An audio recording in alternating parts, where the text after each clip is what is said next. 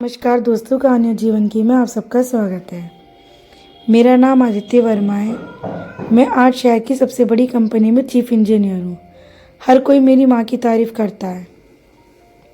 आदित्य बहुत तेज है, बहुत मेहनती है, बहुत सफल है।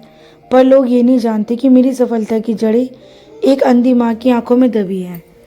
जब मैं 5 साल का था, एक सड़क हादसे ने मेरी दोनों आंखें छीन ली। दुनिया अचानक काली हो गई। हर ओर अंधेरा, हर तरफ सन्नाटा। माँ शकुंतला देवी, जो उस वक्त मुश्किल से 28 साल की थी, वो मेरे सामने खड़ी थी। चेहरा सूजे, आंखें रो रो कर लाल। डॉक्टरों ने कहा एक ट्रांसप्लांट से उसकी एक आंख ठीक हो सकती है, पर डोनर चाहिए। पिताजी, जो पहले बीमार चल रहे थे, बोले कौन देगा अपनी आंख। माँ बोली मैं दूंगी। डॉक्टर हिचकिचाए। मैडम, आप जानते हैं इसका मतलब क्या है? आप खुद अंधी हो जाएंगी। माँ हंसी।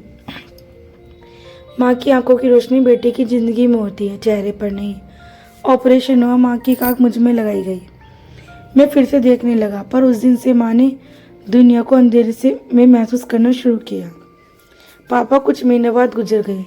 घर का खर्च, मोहल्ले की बातें, समाज की ठोकरें, सबका सामना माँ ने अकेले किया। दिन में 3 घरों में बर्तन धोती, शाम को मुझे पढ़ाती। कभी कभी मैं रोता और कहता, माँ तुम सब कुछ क्यों अकेले क्यों करती हो?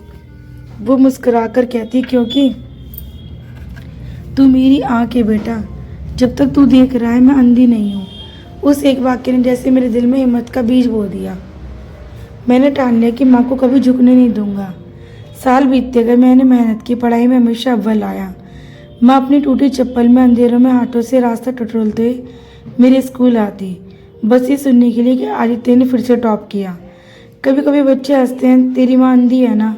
मैं गुस्से में आ जाता, पर माँ कहती, बेटा जब लोग तेरी माँ पर हंसे मुस्कुरा देना, क्योंकि वो नहीं जानते जो देखता है तो वो तू है, जो महसूस करती वो मैं हूँ।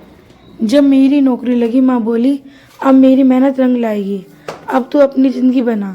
मैंने नौकरी की शुरुआत की और कुछ सालों बाद मेरी मुलाकात हुई रिया से। शहर की पढ़ी लिखी, सुंदर और आत्मविश्वास लड़की। वो मुझे पसंद आई, पर वो माँ के सादे जीवन को कभी समझ ही नहीं सकी। शादी के बाद रिया ने धीरे धीरे घर की हर चीज़ बदल दी, सिवाय माँ के उस छोटे से कमरे के, जहाँ वो दीवार छूकर भगवान से बातें करती थी।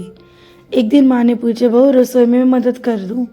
रिया बोली, नहीं मम्मी जी, आप आराम करें, यहाँ ज़्यादा चीज़ें हैं, गिर ना जाएं। माँ चुप रह गई, पर उस दिन से उसने रसोई में कदम नहीं रखा। मैंने देखा पर कुछ नहीं कहा। सोचा नई जिंदगी सब समझ जाएगा। एक दिन ऑफिस से खबर आई, मुझे विदेश की बड़ी कंपनी में नौकरी का ऑफर मिला है। वो मेरा सपना था। माँ खुश हुई, पर आंखों में आंसू बह निकले। बेटा तू चला जाएगा तो मैं किससे बात करूँगी? मैंने कहा, माँ फ़ोन है ना, हर रोज़ बात करेंगे। रिया बोली, आदित्य माँ को साथ ले जाना मुश्किल होगा, नई जगह है, नया कल्चर है, संभालना कठिन होगा।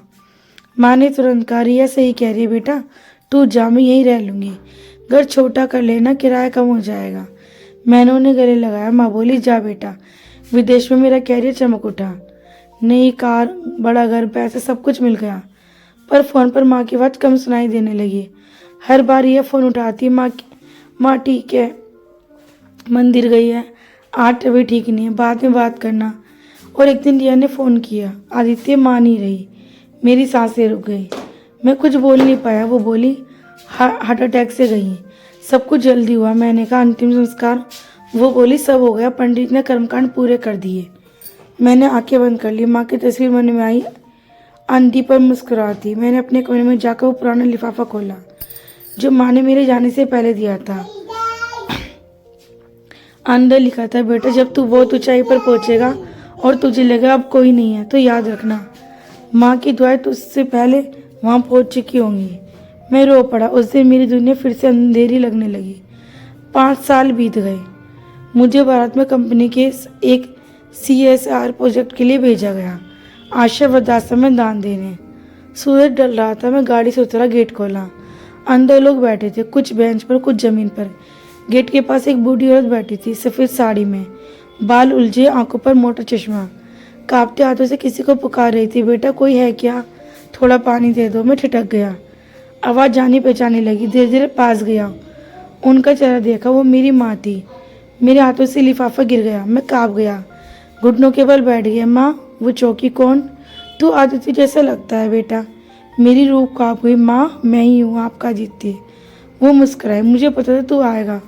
तू जहाँ है मैं तेरे पीछे पीछे थी। मैंने रोते उनके पैर पकड़ लिए। माँ, तुम यहाँ कैसे? वो बोली, तेरी बीवी ने कहा था। माँ,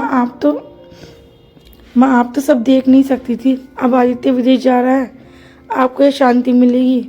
उसने मुझे यहाँ छोड़ दिया। मैं इंतजार करती रही तू आएगा, पर तू नहीं आया। मेरी सांसें भारी हो गई, दिल फट गया। माँ, उसने मुझसे कहा था कि आप नहीं रही। माँ मुस्कुराई। झूठ कह दिया होगा बेटा, पर मैं तेरे लिए रोज जिंदा रही। सोचती थी एक दिन तू आएगा और कहेगा, माँ देखो मैं लौट आया। मेरे आंसू उनके पैर पर गिरते रहे। मैंने उनका सिर अपनी गोद में रख लिया। वो बोली, आदित्य, तू याद है तूने मेरी आंखों में दुनिया देखी थी। अब मैं तेरी आंखों से में ही रहूंगी। इतना कहकर उन्होंने सांस छोड़ दी। मैंने उनकी चीज़ों में छोटा लिफाफा पाया। अंदर लिखा था, बेटा तू अपनी माँ को मत कोसना। मैं अंधी नहीं थी, मैं आंधी थी जिसने तेरी जिंदगी के अंधेरे खुद में समा लिए। जब हवा चले तो समझ लेना मैं तेरे साथ हूँ। उस दिन मैं आसमान की ओर देखकर फुट फुट कर रोया।